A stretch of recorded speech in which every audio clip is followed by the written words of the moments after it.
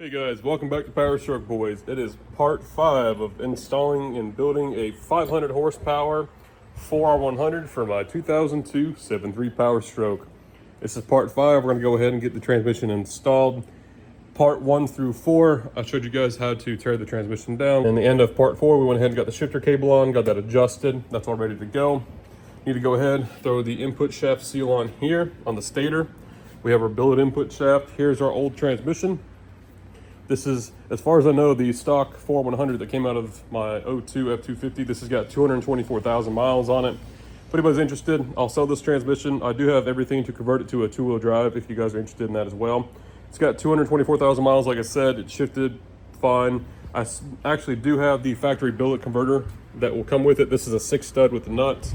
And I did go buy a brand new drain pan. And I specifically put the transmission fluid, because this fluid's only got 24,608 miles exactly on the fluid itself. I went ahead and put that into a clean drain pan, so whoever buys a transmission, they can put the fluid I just changed back in the transmission. And I'm probably gonna go ahead and pressure wash it, use some acid cleaner for the aluminum, because that just looks like it caught on fire. So yeah, other than that, we got the transfer case. That's my little jig I made to get the transmission up. We're not gonna be using that, because you guys can see we have a deep oil pan. And this is about, I'd say about a 5-inch rise. This is a Mag High Tech if you guys are new here. But yeah, so we got the new oil pan on. So we're gonna be using the Harbor Freight transmission jack. I bought the 2,000 pound or the 1-ton unit. This thing's phenomenal. It goes up basically up to my waist. And I'm a pretty tall person myself. So, and you guys can see we have the truck up on some ramps. I didn't want to use jack stands. The concrete I'm working on, I'm very fortunate to have, but it's very unlevel. And this truck being heavy, I didn't want to, take my chances, especially if I'm trying to yoke on a bolt or something, and the jack stands, if I put them all the way up or just above or just below max height, I don't want them to go, shifting side to side. And ramps, these are rated for 12,000 pounds. These are the Rhino ramps. You can get them at your local parts store, Harbor Freight. I highly recommend these. It's nice to drive up on them. The weight of the vehicle is still on the tires, and then obviously you get the lift from the vehicle, and then you also get the lift from the actual ramps itself. And then I've got the wheels chalked and e-brakes on. This is just the safest way I like to pull the transmissions, do oil changes, anything underneath the truck. And plus it gives you pretty good height. And obviously my truck being lowered doesn't help, but it was enough for me to get the transmission out. You can see I actually had to drag the old one here. Like I said, obviously I didn't record me taking the whole transmission out, just a couple clips you guys saw at the beginning of the video. I'm just trying to get this done. This will be the 5th installment of the series. You guys can YouTube how to take a transmission out. Being a one-man show, it's just, sometimes you just gotta get your head between your legs and just go to town on yourself. That sounded weird, but anyways, our new SFI rated flex plate installed from Summit Racing, all right? This unit is a one-piece design. We don't have to worry about the middle stamping or breaking out here like the factory ones, just with a high torque or a lot of towing applications. We'll go ahead and install that. We have new dipstick tube O-rings. That's the part number there. You're gonna need 2 of those guys. And I've got all my bolts laid out here. I like to be nice and organized. I got a little organizer here, so hopefully the weather holds out. You can see it's looking kind of crappy. But without further ado, let's go ahead and get back to this, and I'll put you guys on some time lapse, and I'll go from there. Like a clown.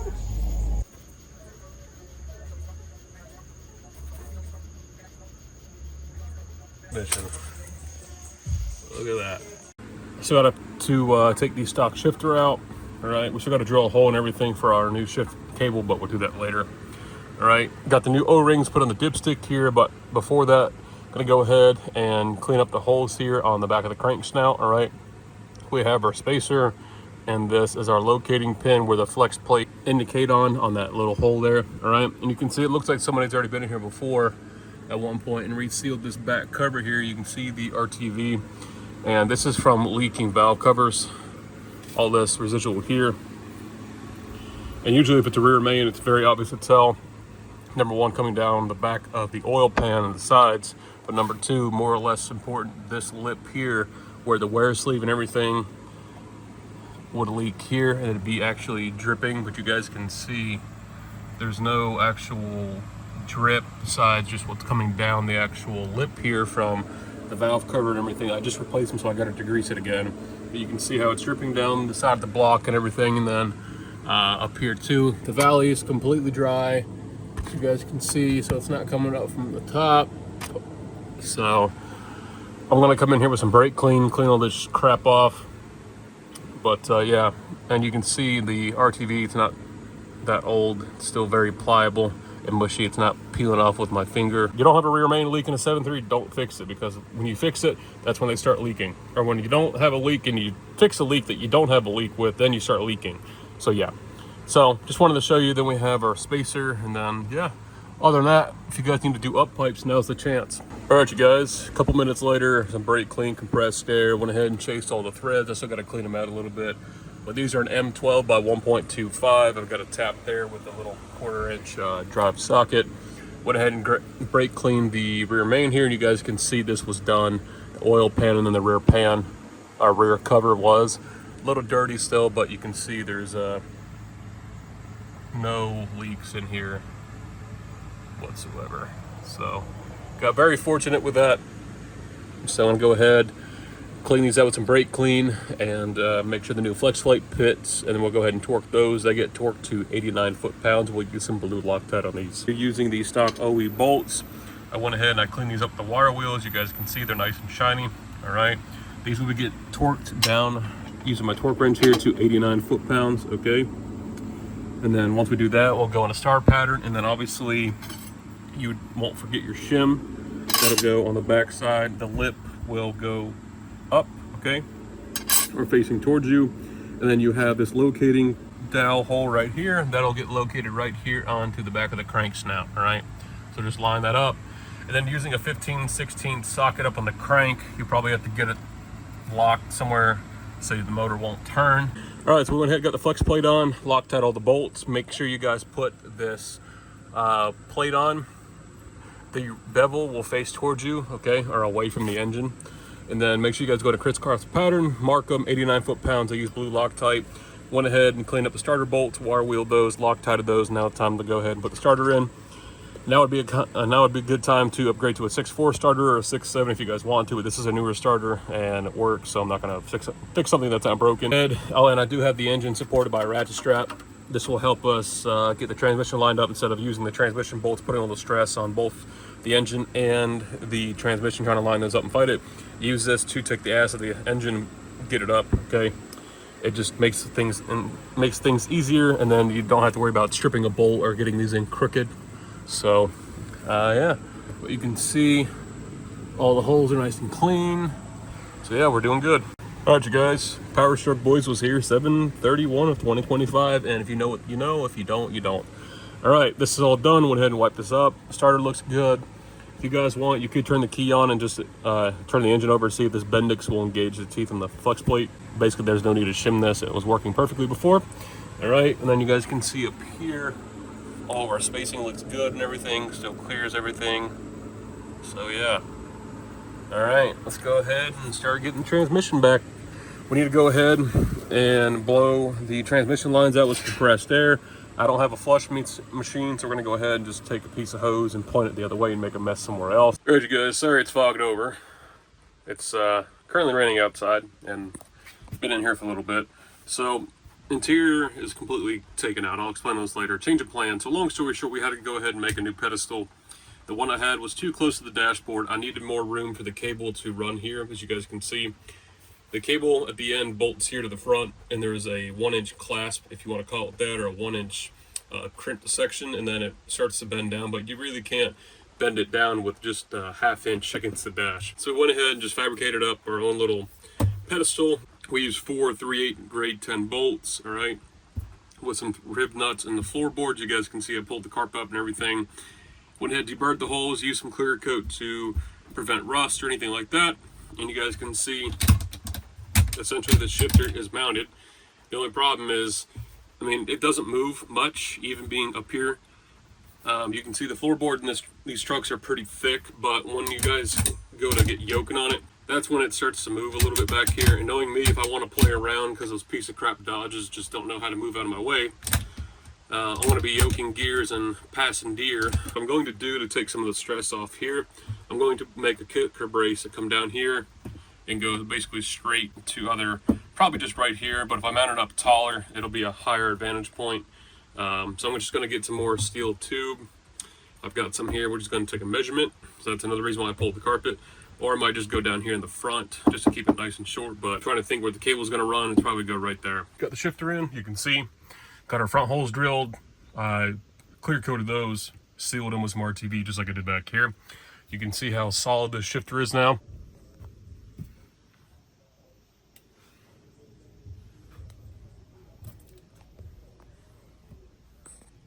You guys can see the transmission down in there. All right, that's a 7/8 hole. All right, I went ahead and I took a 9/16 3/8 drive socket on a 6-inch extension. I got it cherry red. I went down inside that hole to basically ream. We went ahead and got a brand new dipstick from Ford. We next stayed this. All right, and you can see this one originally was bent down here, and I unfortunately didn't unbolt it 100% from the belt housing up at the top. Actually leaking from where these little tack welds were from the factory. It actually broke one of these inner welds and it started dripping down the pipe, so we can't have that. All right, you guys, you can see we have our new dipstick in. I JB welded this lower piece because it's a 2-piece design. They do make an aftermarket one that's a machined piece that slides down here in the transmission case. It's got 3 O-rings on it, but it's like $100, and JB Weld is free, so, or a couple bucks. We got it slid into the tube here with the new O-ring, and you guys can see way up there at the top. I don't have the bolt in, but basically it lines up perfectly. Obviously I don't have my downpipe in. I took it out to get the transmission in. You don't have to do that, but it just makes room easier. But yeah, we were having a leak up here from where the bracket was because I busted the welds, but I just wanted to show you guys how good this fits. Coming up the back of the truck there, and you guys can see up there, and it's angled off to the right where the original one was angled to the left. Definitely glad I did this. All right, you guys, also for the downpipe for the 90 adapter, went ahead and got some new hardware, some new grade 8 nuts for the downpipe clamps. Thread pitch I used was a 1/4 28. Only thing I have to do is put the interior back in, the front drive shaft, the downpipe, fill it with fluid, go through all the gears, but as far as transmission is 100% installed. We went ahead and adjusted it, got everything working, went ahead and put our cover on. I've still got to clean that. Put a little cross up here, zip tied the wiring, neutral lockout nub there, so everything is good to go. As you guys can see, everything's adjusted. All right, you guys, we got the transmission filling up. Just wanted to check the drain plug, make sure it's not leaking at all. Hooked it up to 12 volts using a little transfer pump. You can get these from the local parts store or Harbor Freight or even Amazon for like 30 bucks, and it makes it nice and clean, and you don't have to fatigue anything. So it's going to take this entire 5-gallon jug and then probably 3/4 of the other one. So we'll sit here and just let it do its thing, but look at that nice fresh oil. All right, you guys, we have the Hydra loaded up on the computer. Went ahead and uploaded our new 80 daily valve body tune. All right, you guys, we're out here at the local junkyard. 99 F-150 manual 4-speed XL truck.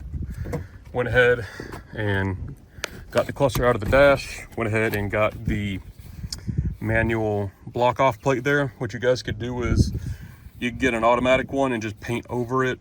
Then just be in mind, even if you paint it, the automatics are hollow and inside, they're translucent, so I can let light through so you guys can see the gear indicator in the front, so just keep that in mind. And then also while you guys are here, make sure you grab the shroud. You can see this is a non-tilt steering.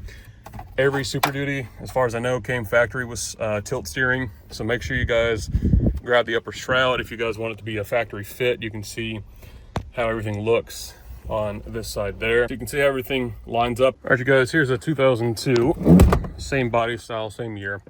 You can see this one's an automatic, and you can see what I mean with the tilt function here, right? Obviously this one's gray, so I'm not, or tan, so I'm not gonna use this. This is just for an example. Automatic shifter there, and you can see the cutout is much different. So just keep that in mind. That's a comparison of the manual versus the automatic trucks. All right, so there's our cover. You can see we went ahead and touched it up with a paint match marker. You can kind of see in the reflection there, but once it's inside the truck, you'll never see it's been trimmed. And the only thing, that little lip that we trimmed off, it just covers this inner part here, which I'm not worried about it. Everything's exposed. It'll fit. Right, so it clears over here, no problem. So you come in, go past the converter lockup switch, just kind of finesse it, and look at that. There you go. So you don't have to take these guys out every time. There was just no way it was feasible to do it beforehand.